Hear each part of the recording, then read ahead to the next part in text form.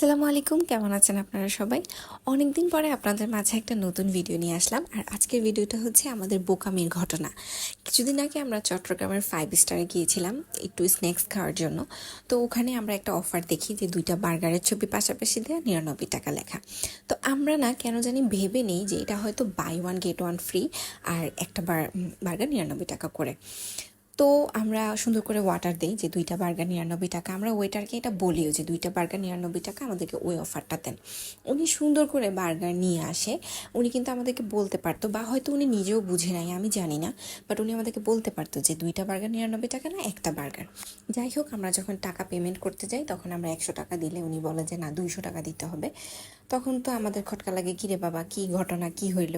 পরে উনি বলে যে না, এখানে একটা বার্গার 99 টাকা, এটার প্রাইস কমিয়ে অফার 99 টাকা রাখা হয়েছে। পরে ওইটার টাকাও খুঁজে পাই নাই, এভাবেই আমরা ব্যাক কল হয়েছি।